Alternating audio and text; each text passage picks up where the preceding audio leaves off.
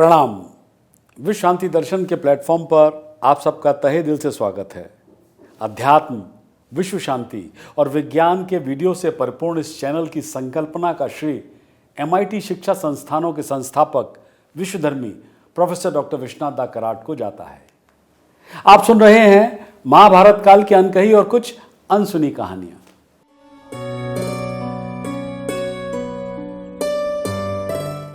कौरव एक विशाल सेना और कई अनुयायियों के साथ द्वैतवन पहुंचे। करीब 4 मील दूर एक स्थान पर आलीशान विश्राम गृह बनाकर अपना डेरा डाला। गंधर्वों और दुर्योधन की सेना के बीच भयंकर युद्ध हुआ। भीम ने दुर्योधन की हार और उसके पकड़े जाने की खबर प्रसन्नता और मनोरंजन के साथ सुनी। निराशा से पीड़ित दुर्योधन सोच रहा था कि अगर चित्रसेन ने उसे मार दिया होता तो वो इस अपमान से कहीं बेहतर होता। कर्ण ने दुर्योधन से कहा, जब 13 वर्ष की निर्धारित अवधि समाप्त हो जाएगी तो मैं युद्ध में अर्जुन का विनाश कर दूंगा। भीम अर्जुन का पराक्रम द्रौपदी की है व्यथा, जिसने दी भारत को गीता वो महाभारत कथा। ये महाभारत की कथा, ये महाभारत की कथा। पिछली बार मैंने आपको दुर्योधन और उसके साथियों के बारे में बताया था जो द्वैतवन जाकर पांडवों को नीचा दिखाने के लिए उपद्रव और उत्पात मचाने पर आमादा थे। और वही हुआ। कौरव एक विशाल सेना और कई अनुयायियों के साथ द्वैतवन पहुंचे। पांडवों की दुर्दशा पर खुशी मनाने के विचार से ही दुर्योधन और कर्ण हर्ष से फूले नहीं समा रहे थे। उन्होंने वन में पांडवों के निवास से करीब 4 मील दूर एक स्थान पर आलीशान विश्राम गृह बनाकर अपना डेरा डाला। फिर उन्होंने गायों के झुंडों का निरीक्षण कर उनका जायजा लिया। गायों, बैलों और बछड़ों की गिनती करने के बाद उन्होंने नृत्य, शिकार, जंगली खेल और अन्य मनोरंजन का भी आनंद लिया। शिकार के दौरान दुर्योधन ने अपने अनुचरों को पांडवों के आश्रम के निकट एक आकर्षक झील के पास शिविर लगाने का आदेश दिया, जहां गंधर्वों के राजा चित्रसेन और उनके सेवकों ने पहले से ही डेरा जमा रखा था। उन्होंने दुर्योधन के अनुचरों को वहां अपना शिविर लगाने से रोक दिया। अनुचर दुर्योधन के पास गए और बताया कि कोई गंधर्व राजकुमार जो अपने साथियों के साथ वहां मौजूद था उन्हें शिविर नहीं लगाने दे रहा है। यह सुनकर दुर्योधन नाराज हो गया, जाहिर है, और उसने अपने सैनिकों को गंधर्व राजकुमार को बाहर निकालने और तंबू लगाने का फिर से आदेश दिया। सैनिक वापस झील पर आए और दुर्योधन के आदेशों का पालन करने की कोशिश की, लेकिन गंधर्व उनके ऊपर भारी पड़े और दुर्योधन के सैनिकों को पीछे हटना पड़ा।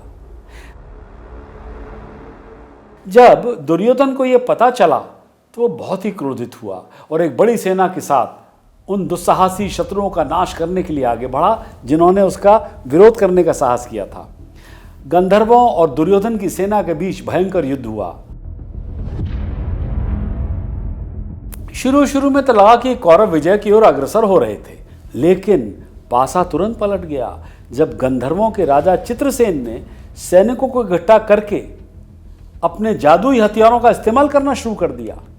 कर्ण और अन्य कौरव नायकों ने अपने रथ और हथियार खो दिए और उन्हें अपमानित होकर पीछे हटना पड़ा। युद्ध के मैदान में दुर्योधन अकेला ही रह गया और जल्दी ही उसे चित्रसेन ने बंदी बना लिया। उसके हाथ पैर बांधकर अपने रथ पर बिठाया और जीत के प्रतीक के रूप में शंख बजाया।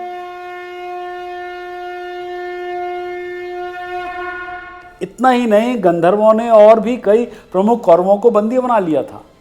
कौरव सेना तितर बितर होकर सभी दिशाओं में भाग गई और कुछ भगोड़ों ने जाकर पांडवों के आश्रम में शरण ली।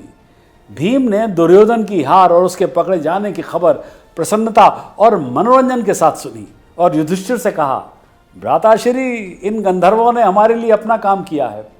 दुर्योधन जो हमारा उपहास करने के लिए यहाँ आया था ना, उसे वही मिला जिसका वो हकदार था। मैं अपने गंधर्व मित्र को धन्यवाद देना चाहता हूँ। लेकिन धर्मराज युधिष्ठिर खुश नहीं हुए। वे बोले, प्रिय अनुज, ये हमारे लिए खुशी मनाने का समय नहीं है। कौरव तो हमारे भाई बंधु हैं और रिश्तेदार भी, और अजनबियों के हाथों उनका अपमान हमारा अपमान है। हम इसे बर्दाश्त नहीं कर सकते। उन्हें अवश्य बचाना चाहिए। भीम को यह बात उचित नहीं लगी। वे बोले, भ्राताश्री, हम इस पापी को क्यों बचाएं? जिसने हमें मोम के घर में जिंदा जलाने की कोशिश की। आप उस आदमी के लिए खेद महसूस कर रहे हैं जिसने मेरे भोजन में जहर मिलाया, मेरे हाथ पैर बांधकर मुझे नदी में जो डुबो देना चाहता था। इन नीच दुष्टों के प्रति हमारी वास्तव में क्या भाईचारे की भावना हो सकती है, जिन्होंने द्रौपदी को बालों से खींचकर भरी सभा में लाकर उसका अपमान किया था। उसी क्षण दूर से बंदी दुर्योधन की पीड़ा भरी चीख युधिष्ठिर के कानों में पड़ी और उन्होंने बहुत द्रवित होकर भीम की आपत्ति को खारिज कर दिया और आदेश दिया कि उनके भाई कौरवों की रक्षा हेतु जाएं। बड़े भाई की आज्ञा का पालन करते हुए भीम और अर्जुन ने नष्ट हो चुकी कौरव सेनाओं को पुनः एकजुट किया, एकत्रित किया और गंधर्वों को युद्ध के लिए ललकारा। लेकिन चित्रसेन की पांडवों से लड़ने की कोई इच्छा नहीं थी और उनके कहने पर उसने दुर्योधन और उनके कौरवों को रिहा कर दिया। राजा चित्रसेन ने कहा कि वो तो केवल इन अहंकारी कौरवों को सबक सिखाना चाहते थे। अपमानित कौरव तेजी से कर्ण के साथ हस्तिनापुर लौट आए। रास्ते में दुर्योधन भी उनके साथ शामिल हो गया। निराशा से पीड़ित दुर्योधन सोच रहा था कि अगर चित्रसेन ने उसे मार दिया होता तो वो इस अपमान से कहीं बेहतर होता। अपने शत्रुओं के लिए हंसी का पात्र बनने के बाद वो अब और जीवित नहीं रह सकता था। इसलिए दुर्योधन ने आमरण अनशन करने की घोषणा की और दुशासन को हस्तिनापुर का राजा बनने के लिए कहा। दुशासन ने राजा बनने के लिए अपनी अयोग्यता जताई और विरोध भी किया। रोते हुए उसने अपने बड़े भाई के पैर पकड़ लिए। कर्ण अपने मित्र दुर्योधन के दुख को सहन नहीं कर सका। उसने कहा, मित्र, ये कुरु वंश के वीरों को शोभा नहीं देता। केवल दुख में डूब जाने से क्या लाभ? इससे तो आपके शत्रु प्रसन्न नहीं होंगे ना। पांडवों को ही देखो, घोर अपमान के बावजूद उन्होंने आमरण अनशन नहीं किया। मामा शकुनी ने भी हस्तक्षेप किया और कहा, भांजे, कर्ण के शब्दों को सुनो। तुम ऐसा क्यों कहते हो? अभी तो पांडवों से छीने गए राज्य का तुम्हें उपभोग करना है। आमरण उपवास करने से कोई प्रयोजन नहीं होगा भांजे। यदि तुम वास्तव में अपने किए पर पश्चाताप करना चाहते हो तो तुम्हें फिर पांडवों से मित्रता कर लेनी चाहिए और उन्हें उनका राज्य वापस दे देना चाहिए।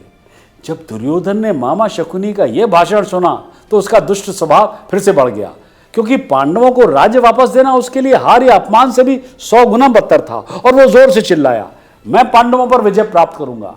कर्ण ने कहा, एक राजा के लिए यही वाणी उचित है मित्र, मरने में क्या समझदारी है? तुम तभी सब कुछ सार्थक कर सकते हो अगर तुम जीवित रहोगे।